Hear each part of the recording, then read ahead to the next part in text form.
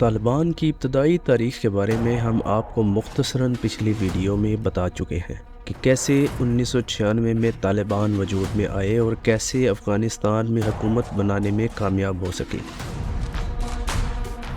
اب ہم 2001 میں امریکہ کے افغانستان پر حملہ کرنے اور طالبان حکومت کے پسپا ہونے کے بعد جدوجہد اور واپسی کو الگ الگ ویڈیوز کے ذریعے آپ لوگوں تک پہنچانے کی کوشش کریں گے۔ اس پہلے حصے میں ہم آپ کو امریکہ کے افغانستان پر حملے، طالبان کی پسپائی، دوبارہ ری گروپ ہو کر تنظیم کو فعال بنانے تک تمام مراحل بتائیں گے، لہٰذا ویڈیو کو آخر تک لازمی دیکھیے گا۔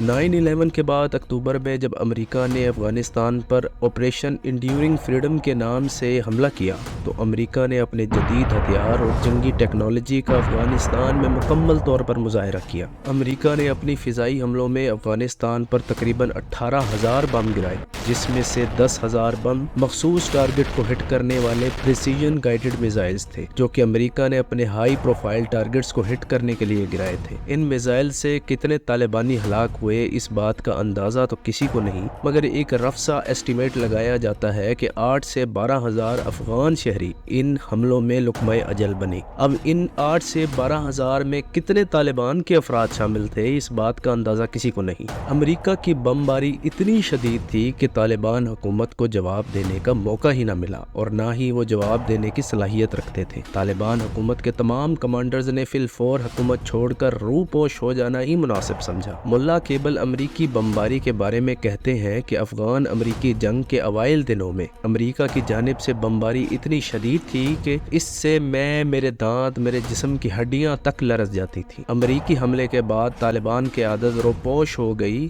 اور ملا عمر جو طالبان حکومت کے سرکردہ تھے اور طالبان میں امیر المومنین تصور کیے جاتے تھے، بارڈر کراس کر کے پاکستان آ گئے۔ امارت اسلامی افغانستان کے کولیپس کے بعد حکمت عملی سے پسپائی کا بیانیہ خود طالبان نے پھیلایا، جو 2002 میں ملا عمر کی طرف سے امارت اسلامیہ کی جلد واپسی کا اعلان کرتے ہوئے پیغامات جاری کر رہے تھے۔ اس بیانیے میں دراصل 2002 اور 2003 میں کچھ عرصے تک جاری رہنے والی لڑائیوں کی حمایت کی گئی تھی، جس میں طالبان کے بچے کچھ لوگ امریکہ کے خلاف جدوجہد کر رہے تھے۔ در حقیقت امریکی حملے کے بعد طالبان منتشر اور مکمل انتشار کا شکار تھے، یہاں تک کہ ان علاقوں میں بھی جہاں کوئی لڑائی نہیں ہوئی تھی، ان علاقوں میں بھی طالبان رہنما مقامی عمائدین کے ساتھ مذاکرات کرنے کے بعد پاکستان چلے گئے تھے۔ طالبان حملوں کے بعد بے شک پلاننگ کے ساتھ پسپا نہیں ہوئے تھے، مگر افغانستان میں مزید جدوجہد کرنے کے ارادوں سے وہ بہرحال پیچھے نہیں ہٹے تھے۔ پاکستان کے معروف جرنلسٹ سمیع یوسفزئی کو انٹرویو دیتے ہوئے طالبان کمانڈر، جو امریکی حملے کے بعد فرار ہو کر پاکستان آ گئے تھے، کہتے ہیں کہ ہم لوگ حملے میں مرنے والے اپنے لوگوں کو دفنا تک نہ سکے اور نہ میں خود کو سرنڈر کر سکتا تھا، لہٰذا میں پسپائی اختیار کرتا ہوا پاکستان آ گیا۔ اس لیے اچنبھے کی بات یہ ہے کہ امارت اسلامی افغانستان 40 یوم سے بھی کم عرصے میں امریکیوں کے ہاتھ تباہ ہو گئی، مگر طالبانی شکست کے بعد وہ دوبارہ عروج کے لیے پر امید تھا، کیونکہ اس کے نزدیک اس نے اسلامی حکومت کے لیے بے حد خون بہایا تھا اور ان کی یہ قربانی رائے گاہ نہ جائے گی۔ 2002 کے شروع تک طالبان کی لیڈرشپ افغانستان سے نکل کر پاکستان کے مختلف علاقوں میں آ چکے تھے، جن میں کچھ کراچی، کوئٹہ اور کچھ وزیرستان چلے گئے تھے۔ ادھر پاکستان میں مقیم طالبان حکومت کے سفیر ملا عبدالسلام ضعیف کا ذکر کرنا بہت ضروری ہے، جس کو پاکستان میں مشرف حکومت نے امریکہ کے حوالے کر دیا تھا، جو کہ بعد میں گوانتانامو بے کی بدنام زمانہ جیل میں تقریباً 3 سال اور 7 ماہ کا عرصہ گزار کر رہا ہوئے تھے۔ گوانتانامو بے میں گزارے گئے وقت کی روایت انہوں نے اپنی کتاب میں دی، جس کو آپ لوگ خود پڑھ سکتے ہیں اور اندازہ لگا سکتے ہیں کہ امریکہ کے ابتدائی حملے کے بعد طالبان کے ساتھ امریکیوں کا سلوک کس قسم کا تھا۔ 2002 کے موسم گرما میں اب ان رہنماؤں نے آپس میں خط و کتابت کے ذریعے رابطے شروع کیے۔ موبائل فون ان دنوں عام نہ تھا اور بذریعہ ٹیلی فون رابطہ کرنے میں بے حد خطرہ تھا۔ پاکستان میں مقیم طالبان رہنما جب بھی آپس میں ملاقات کرتے تو سیاست کے بارے بارے میں گفتگو کرتے اور اپنی جدوجہد کو منظم کر کے طالبان کے تنظیمی سٹرکچر کو دوبارہ فعال کرنے کی بات کرتے۔ 2002 کے بعد سے طالبان کمانڈرز نے آپس میں رابطوں کے علاوہ مسلح جدوجہد کے لیے لوگوں کی بھرتی بھی شروع کر دی تھی۔ ابتدائی طور پر طالبان نے کارروائیوں کا آغاز چھوٹے سے علاقے شاہ ولی کوٹ سے کیا جو قندھار صوبے کے شمالی علاقے میں واقع ہے۔ اس طرح کئی چھوٹے بڑے گروپس نے افغانستان میں مسلح جدوجہد کا آغاز کر دیا جن کو محاذ کا نام دیا گیا۔ ان محاذوں میں ملا فاروق کا محاذ جو 1200 افراد پر مشتمل تھا، اس نے قندھار کے صوبے میں ضلع معروف میں کارروائیاں جاری رکھی ہوئی تھیں، اور اسی طرح ملا اختر منصور جو بعد میں ملا عمر کی موت کے بعد طالبان کے سپریم کمانڈر بھی بنے، ہلمند صوبے کے علاقے نہر سراج میں کارروائیاں کر رہے تھے۔ افغانستان کے جنوب میں یہ دو محاذ سب سے بڑے تھے اور زیادہ تر کارروائیاں بھی انہی کے لوگ کر رہے تھے۔ یہ لوگ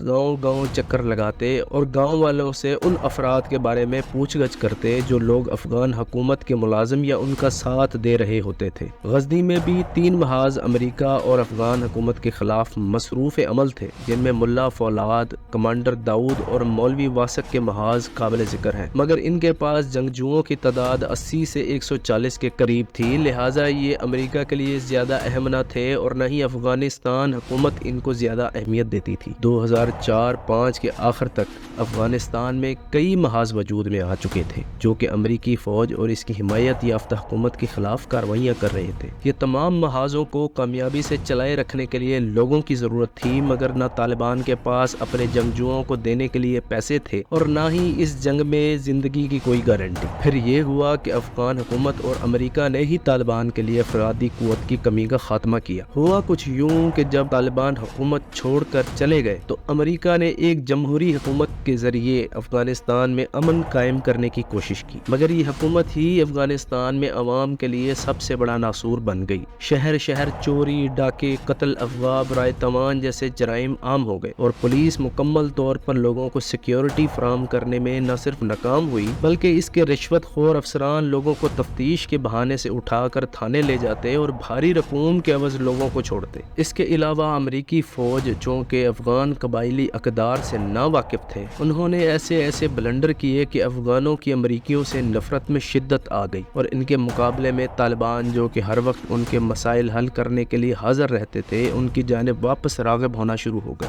اس طرح جو طالبان جنگجو یا کمانڈرز امریکی حملے کے بعد لڑائی چھوڑ کر یا ہتھیار ڈال کر واپس اپنے علاقوں میں چلے گئے تھے، ان کو بھی پولیس اور امریکی فوج نے اتنا تنگ کیا کہ ان کے پاس کسی محاذ میں شامل ہو کر لڑائی میں واپس جانے کے سوا کوئی چارہ نہ بچا۔ افغانستان میں جتنے بھی محاذ تھے یہ ایک دوسرے سے انٹر کنیکٹڈ نہ تھے بلکہ اپنے تحت کام کر رہے تھے۔ ان محاذوں کو ایک ساتھ جوڑنے کی پہلی کوشش کی گئی جس کو گردی جنگل شورا کا نام دیا گیا۔ اس شورا کی سربراہی امریکی حملے کے وقت قندھار کے گورنر ملا محمد حسین کے علاوہ ملا عبدالجلیل اخونزادہ، ملا احمد جان اخونزادہ جو کہ زابل اور ارزغان کے گورنر رہ چکے تھے کر رہے تھے، مگر یہ شورا فنڈز کی کمی کی باعث کامیاب نہ ہو سکی اور اس کے کمانڈرز نے کوئٹہ شورا جو کہ پاکستان چلے جانے والے طالبان رہنماؤں نے مل کر تشکیل دی تھی، جس کا تفصیلی ذکر ہم آگے چل کر کریں گے، اس کی سربراہی قبول کر لی اور اپنی جداگانہ حیثیت کو ختم کر دیا۔ تقریباً اسی وقت جب یہ سب معاملات چل رہے تھے تو جلال الدین حقانی جو طالبان حکومت میں قبائلی امور کے وزیر رہ چکے تھے، حملے کے بعد بارڈر کراس کر کے پاکستان میں وزیرستان آ گئے اور واپس آتے ہی اپنی تنظیم کو ری آرگنائز کرنا شروع کر دیا۔ حقانی نیٹ ورک کا ایک لیڈر انٹرویو میں اس تمام واقعے کی رویداد ایسے بیان کرتا ہے: امریکی حملے کے بعد ہم میران شاہ اور شمالی وزیرستان اور جنوبی وزیرستان گئے، لیکن پاکستانی حکومت نے طالبان کے دیگر گروپوں کے مقابلے میں ہمارے ساتھ خوش اسلوبی کا برتاؤ کیا۔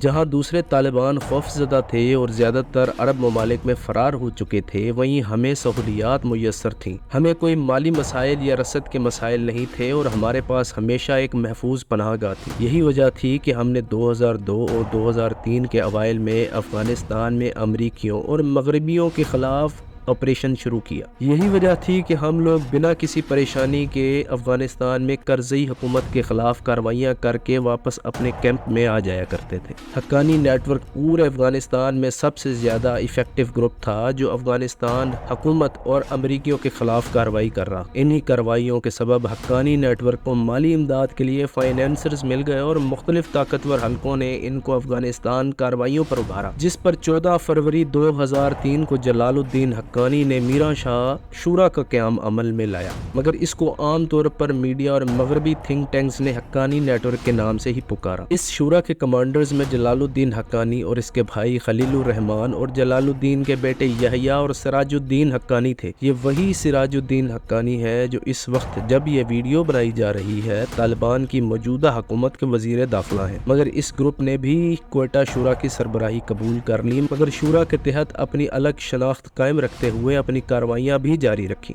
آپ سب نے کوئٹہ شورا کا نام سن رکھا ہوگا، مگر اس کا اصل نام رہبری شورا تھا، مگر یہ شورا چونکہ کوئٹہ شہر میں بنائی گئی تھی لہٰذا اس کا نام کوئٹہ شورا پڑ گیا، اور مغربی میڈیا نے زیادہ یہی لفظ استعمال کیا تاکہ پاکستان کو ٹارگٹ کیا جا سکے۔ 2003 تک افغانستان میں طالبان کی کارروائیاں کافی حد تک بڑھ چکی تھیں اور امریکہ کی عراق جنگ میں مصروفیت کی وجہ سے اس کی توجہ افغانستان سے کافی حد تک ہٹ چکی تھی، لہٰذا طالبان نے اپنی سرگرمیوں کی شدت میں اضافہ کر دیا۔ اب ان کے جنگجوؤں کو فائنینشیل ہیلپ کی ضرورت دن بدن بڑھتی جا رہی تھی، جس کو مد نظر رکھتے ہوئے 14 مارچ 2003 میں رہبری شورا کا قیام عمل میں آیا۔ اس شورا میں طالبان تحریک کے بانی ارکان شامل تھے، جن میں ملا عبدالغنی برادر، ملا اختر منصور، ملا داد اللہ، ملا فاروق اور ملا گل آغا اسحاق زئی شامل تھے۔ اس لیے اس شورا کی کریڈیبلٹی باقی تمام بننے والی شوراؤں سے زیادہ تھی۔ آپ لوگ یہ جان کر شاید حیران ہوں گے کہ اس شورا کے ایک ممبر کے مطابق ابتدا میں اس شورا کو بنانے کا مقصد کرزئی حکومت کو گرانا یا امریکی فوج کو افغانستان سے نکالنا ہرگز نہ تھا، بلکہ امریکہ سے مذاکرات میں اپنی پوزیشن کو بہتر بنانا تھا تاکہ وہ امریکہ سے اپنے کسی حد تک مطالبات منظور کروا سکیں۔ اب یہ شورا کی اتفاق رائے تھی یا اس ممبر کی ذاتی رائے، یہ اللہ بہتر جانتا ہے۔ اس شورا کو بنانے میں ملا عمر کا کوئی کردار نہ تھا اور نہ بعد میں بھی انہوں نے اس میں کوئی کردار ادا کیا، مگر ایک ویڈیو پیغام کے ذریعے شورا کی مکمل حمایت اور اپنی رضامندی کا اظہار کر دیا تھا۔ شورا کے قیام کے فوراً بعد ہی تمام افغانستان میں طالبان کی جانب سے شیڈو حکومت قائم کر دی گئی۔ ہر علاقے پر گورنر تعینات کر دیا گیا اور یہ گورنر اپنے علاقے میں فنڈز کے اور تمام مختلف گوریلا کارروائیوں میں زخمی ہونے والے افراد کی دیکھ بھال کرنے کا ذمہ دار ہوتا تھا۔ 2003 اور 2004 میں طالبان کو سالانہ $20 ملین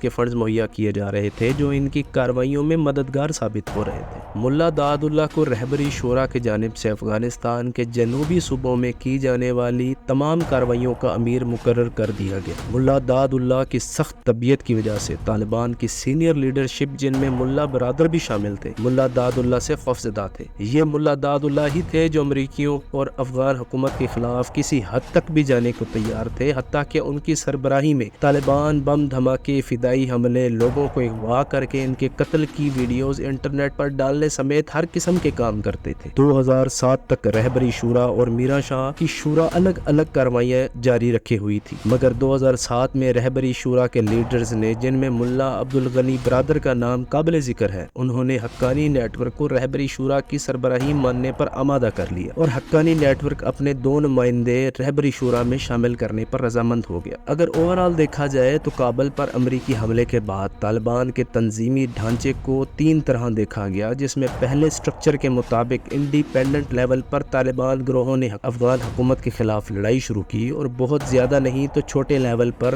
افغان حکومت اور امریکیوں کو نقصان پہنچاتی رہی، اور رہبری شورا کے قیام کے بعد بھی 2017 کے آخر تک یہ گروپ اپنے تئیں کام کرتے رہے۔ دوسرا تنظیمی ڈھانچہ رہبری شورا کی صورت میں تھا، جس کے بعد مالی امداد کے مل جانے پر افغانستان پر آرگنائز حملوں کا آغاز کیا گیا، جبکہ تیسرا اور اہم سٹرکچر حقانی نیٹ ورک تھا، جس کا تنظیمی ڈھانچہ بہت ہی دلچسپ قسم کا تھا، جو کہ صرف حقانیز کے گرد گھوم رہا تھا، جو کہ کوئٹہ کی نسبت زیادہ مؤثر طریقے سے کارروائیاں بھی کر رہا تھا۔ 2004 کا صدارتی انتخاب ان تمام تنظیموں کے لیے ایک ٹیسٹ تھا کہ وہ کس طرح افغان صدارتی نظام کی کامیابی کو روکنے یا محدود کرنے میں کس حد تک کامیاب ہوتے ہیں۔ یہ سب جاننے جاننے کے لیے طالبان کی تاریخ پر ہماری اگلی ویڈیو کا انتظار کریں اور ہمارا چینل سبسکرائب کر کے بیل آئیکن دبانا ہرگز مت بھولیے گا۔ شکریہ۔